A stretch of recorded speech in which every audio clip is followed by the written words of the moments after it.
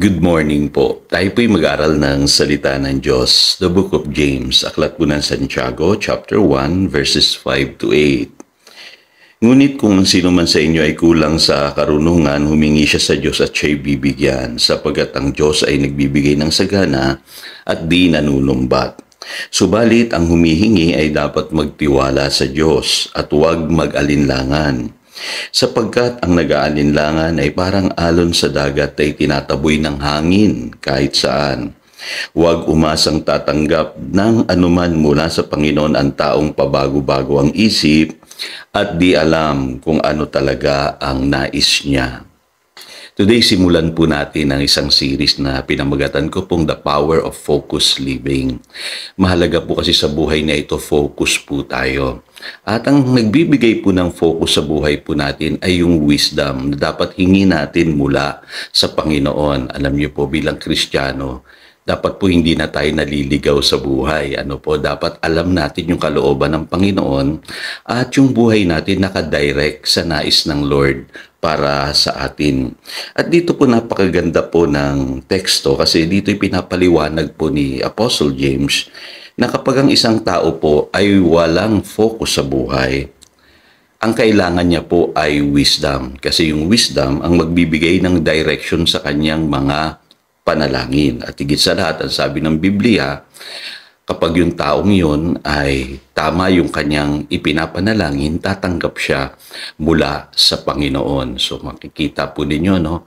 Ang nagagawa po ng isang focus na buhay ay tatanggap tayo mula sa Panginoon. Kaya lang po, marami talagang Christians ngayon, ito ang problema natin, yung kawalan ng focus. Kasi nga po, dahil din sa kakulangan ng wisdom. Kaya ang panalangin ni Apostle Paul para sa mga believers, matatagpuan po natin sa Colossians chapter 1 verse 9. Ang sabi rito, we continually ask God to fill you with the knowledge of His will through all the wisdom and understanding that the Spirit gives. So ibig sabihin, gusto ni Apostle Paul na lahat ng believers, mapuno tayo ng wisdom. At mapapansin niyo po, kadalasan ang sagot ng Lord sa atin sa ating mga panalangin ay wisdom. At hindi kadalasan yung hinihingi kaagad natin. Kasi sa pamamagitan ng wisdom, magagawa natin yung kalooban ng Lord at tatanggapin natin kung ano yung nais niya para sa atin. So, marami tayong mga misdirected prayers kasi hindi natin alam kung ano yung gusto natin. Karamihan sa atin maraming gusto. Ang gusto ng Lord, alamin mo muna yung kanyang kalooban para yung prayers ay focus. At pagka natuklasan mo kung ano lang yung nais ni Lord sa iyong buhay, gagawin mo ang lahat para kumilos towards that goal or prayer. Kaya ang mangyayari sa iyo, mas focus ka at hindi pa bago-bago ang iyong isip. Kasi sa Biblia po yung mga taong hindi tumatanggap ay yung mga taong pabago-bago ang isip. Ang tawag po sa English niyan ay double-minded person. Kaya sa Philippians chapter 1 verse 10, isa pa ito sa prayer ni Saint Paul, nataglayin natin yung wisdom ng Diyos so that you may be able to discern what is best and may be pure and blameless until the day of Christ. Ang ganda po, no? Dito pala sa buhay na ito, pwede nating ma-discern what is best, what is pure, and what is blameless. Kung ano po yung will ni Lord para sa inyo. Huwag niyo akalain na si Lord iniwanan tayo sa mundong ito na wala tayong clue kung ano yung mangyayari sa ating buhay. That's the reason na binigay niya ang Holy Spirit para gabayan tayo. Bigyan tayo ng wisdom. Hindi tayo maligaw. Alamin natin yung will ni Lord at makikita natin yung what is best, what is pure, and what is blameless sa buhay na ito.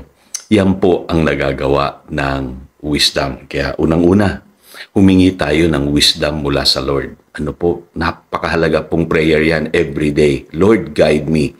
Give me wisdom. Pangalawa, discern what is best. Kasi sa buhay na ito, marami tayong gusto na hindi naman kalooban ni Lord. Ano po, kailangan kung ano lang yung kalooban ni Lord, kung ano lang yung kailangan natin. Yun lang ang ating hingin sa Kanya. Ano po, yung maraming gusto, nakukonfuse yun. Ano po, kaya mag-iingat po kayo. Yung mga tao na marami silang mga gusto sa buhay, naliligaw yun. Ang hingin mo muna, Lord, ano ba yung gusto mo para sa akin?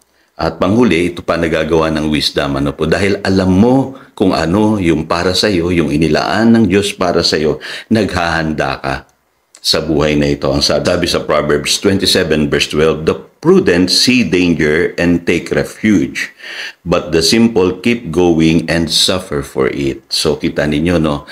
Yung tao daw pong matalino, nakikita niya yung panganib at naghahanda po siya doon. So ibig sabihin, ang totoong may wisdom, naghahanda yan sa buhay dahil alam niya kung ano yung kanyang pagdadaanan. Ano po, kaya marami sa atin dadatnan ng problema unprepared. Pero kung ikaw ay may wisdom, hindi ka dadatnan ng problema na unprepared. Kasi yun ang sinasabi ng Proverbs chapter 27 verse 12, dumarating pa lang yung panganib, ay inihanda ka na ng Lord para harapin ito sa pamamagitan ng wisdom na nagmumula sa Kanya. So tayo po'y manalangin. Dakilang Diyos, salamat sa gift of wisdom na pwede pala naming hingiin sa bawat araw mula sa iyo, Panginoon. At ikaw ay nagbibigay generously at hindi nanunumbat. At alam namin, Panginoon, ikaw ay nalulugod kapag kami ay humihingi ng wisdom sa bawat araw ng aming buhay dahil sa pamamagitan nito, nadidiscern namin what is best for us at higit sa lahat, nakapaghahanda kami sa mga bagay na darating sa buhay namin, maging sa mga problemang parating sa buhay ng iyong mga anak. Salamat po at inaangkin namin, tinanggap na namin yung wisdom mula sa iyo. Yan po ang aming panalangin in Jesus' name. Amen. Again, ito si Pastor Jojo nagpapaalala upang daluyan tayo ng pagpapala, manatili tayo sa kanyang salita. Good morning.